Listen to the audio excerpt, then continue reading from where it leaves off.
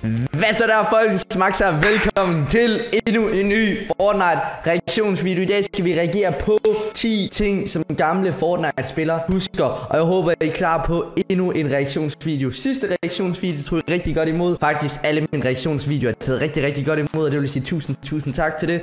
Så før vi lige starter den her video, hvis vi rammer, lad os sige 1000 likes på den her video, så laver jeg en ny reaktionsvideo. Som I kan se, så har jeg min nye PC der. Desværre, så den fungerer, det hele kører og så videre, men den her gamle 144 Hz skærm har desværre ikke DisplayPort, så jeg venter på en aktiv adapter, som jeg muligvis får i morgen. Så jeg har fået installeret det hele på den, men det der med at spille 60 Hz, det er ikke så fedt. Så jeg venter lige på at få det 144 Hz stik, så jeg kan spille ordentligt og så videre. Men jeg sidder lige nu på min gamle PC, og sådan ser bedst ud, og jeg glæder mig virkelig til at komme til at streame og flække Fortnite. Jeg prøvede at teste den i Fortnite i går, der kom også en video ud med den i løbet af de næste par dage med den video. Eller nej, med den her PC her. Den kører altså rimelig stabil. Den kører med 300 fps cirka i Fortnite. Sådan rimelig. Sådan i Tilted Tower sidder med 250-300 fps, hvilket på den her PC sad med omkring de 150-200 fps. Så det er en kæmpe opgradering, og den kører også bare. Den kører som en drøm. Yes. Ja, husk at smide et like. Husk nu at smide et like. Det mener jeg lige. Hvis nu, tryk på det like. Er vi enige? Og fyr lige subscribe. Hvis du ikke allerede har subscribet, så tryk lige på subscribe, hvis du er big boy og sådan noget der. Så, vi starter her. Vi har shock traps, hvilket jeg aldrig... Ikke engang mig. Jeg har spillet Fortnite siden season 2 eller 3, og jeg kan ikke huske shock traps. Men ja, så gammel er jeg nu heller ikke. Men ja, seriøst, jeg gad seriøst godt at prøve de shock traps der.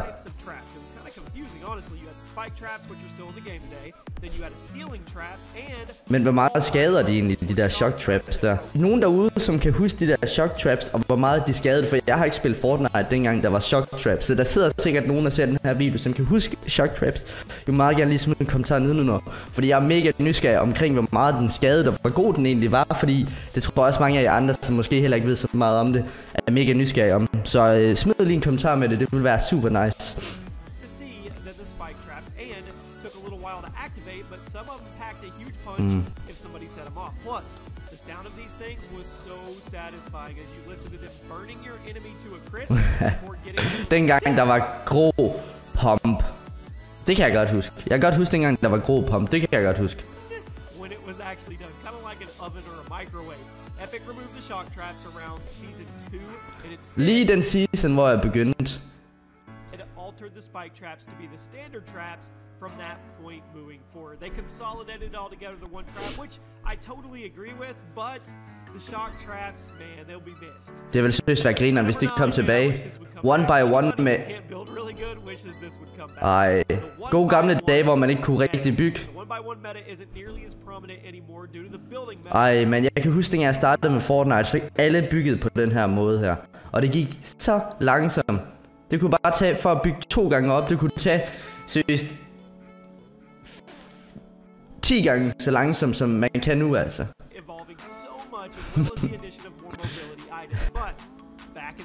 Men på det tidspunkt var alle bare noobs til at bygge, ikke?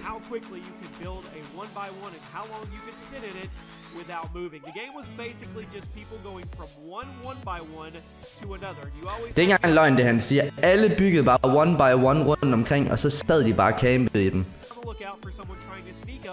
Jeg gjorde det samme, altså. Det synes jeg er sjovt at se. Det er virkelig sjovt at se, hvordan Fortnite virkelig har udviklet sig, og hvor nemt det er blevet bygget nu, fordi dengang var det et helvede at bygge. Okay, næste her, der har vi Old Scope AR Retake. Ja, Scope. Lad os lige se, om man kan huske det. Jeg kan huske dengang, at selve, hvad hedder det, hvor våbnen og så videre, backpacken så sådan ud. Det kan jeg sgu godt huske. Vi har Dark her. Dakatos. Det kan jeg godt huske. Det scope, det kan jeg godt huske. Det kan jeg faktisk godt huske. Det var ren lort dengang. Det var virkelig lort. Dengang zonen den så sådan ud, seriøst. Jeg savner lidt det gamle Fortnite. Det kunne seriøst være griner, hvis de lavede et game mode med det gamle Fortnite. Det kunne være genialt.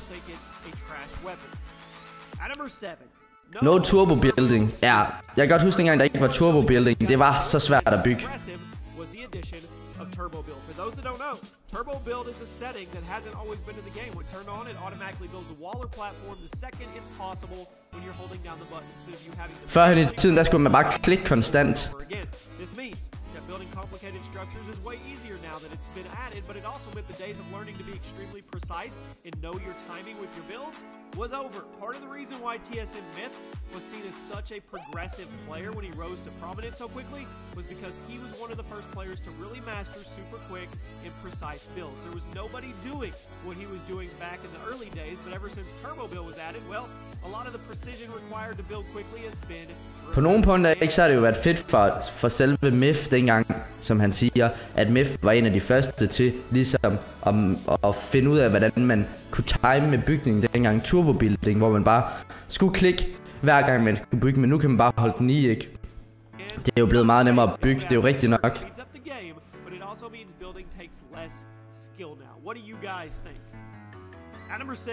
The OG SMG. The SMGs in Fortnite have seen... Den er kommet... Nej, the OG SMG Tactical Machine, man. Jeg savner den. Jeg savner den. Et våben, jeg savner, det er nok det der våben. Og så bounce, ikke? There was originally a completely different weapon with the same name. The original SMG was vaulted in patch 2.5 in an effort to simplify the loot pile and also buff the tactical and suppressed SMG. Seriøst. Den savner jeg, synes. Der er virkelig mange ting, jeg savner i Fortnite. Double pump nogle gange, det var synes, der skrig, men det var. Pretty average as a weapon, but it was okay. If you wanted something a little bit more precise, you went with the tactical SMG. If you wanted something that shot slower and hit harder, you went with the suppressed. The OG SMG was that perfect in the middle gun, but it was eventually vaulted with all the other SMGs in the game. Det er lidt ærgerligt. Det er synd. Under the maps. This is one that I am happy it's been deleted. Back in the earlier days of Fortnite, it was actually really easy. Det kan jeg sgu ikke huske, det der. Fortnite is an early access game, and it always will be. And when it first came out, altså jeg spillede i den der season, men jeg kan ikke huske det der. Altså, hvad er fordelen ved at være under banen? Altså, hvis du kan bygge dig op igen.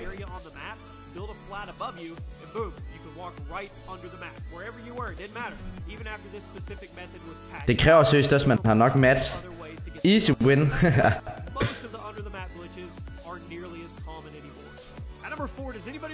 Rocket spam. Nå ja, det kan jeg godt huske også, at dengang der var det game mode der, only, du ved, hvor det only RPG og så videre. Only rockets. Det er for sindssygt, man bare kan sidde og spamme den der. Og dengang man kunne have virkelig mange skud til RPG, dengang man kunne have 100 skud til RPG, eller som I kan se, 84 skud. Det er jo hjernedødt. Jeg synes bare rockets nu til dag, det er bare alt for OP, altså. Rocket cap needs to be even lower because there's quite a few players who still think the rocket spam is pretty bad, but definitely putting a cap on it was the right way to go.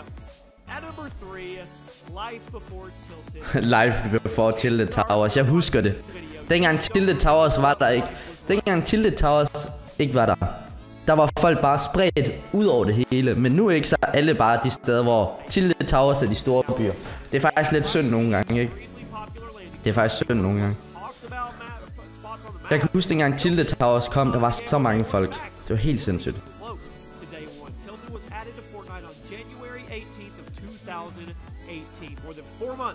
After Battle Royale launched, it quickly became one of the most contested areas on the map in the early game due to just the ridiculous amount of loot. It's maintained that title all the way through Season 7.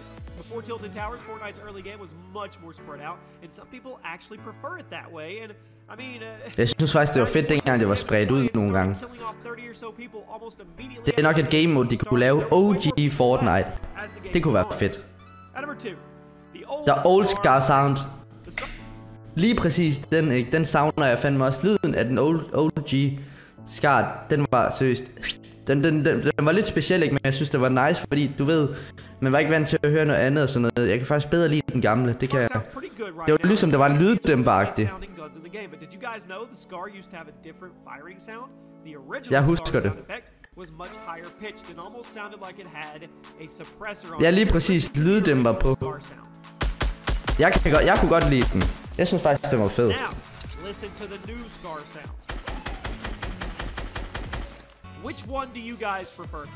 Helt klart den gamle.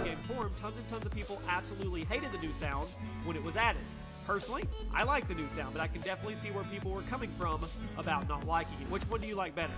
And at number 1, der double pump, selvfølgelig. Den gode gamle double pump, seriøst. Den var så OP. Det var helt sindssygt. Jeg kan godt lide det. Det er fint nok, det er fjernet, fordi det var sgu også lidt OP. Det var det sgu. Thanks to there being virtually no delay on swapping the shotguns.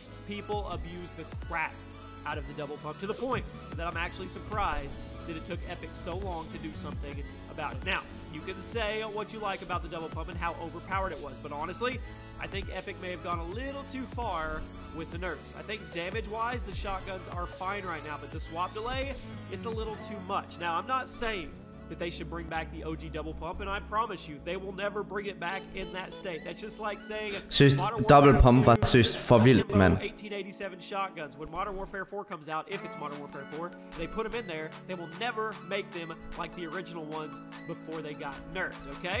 Maybe they could bring back a nerf double pump, though. I don't know. What do you guys think? How do you feel right now about the shotgun balance? Jeg synes faktisk, balance, sådan, jeg synes pump eller shotgun lige nu faktisk er rimelig nice. Jeg kan godt lide det. Det var sindssygt, den kunne skade så meget for lang afstand. På overvej en shotgun, der skader 32 for den afstand der. Det er jo alt for sygt.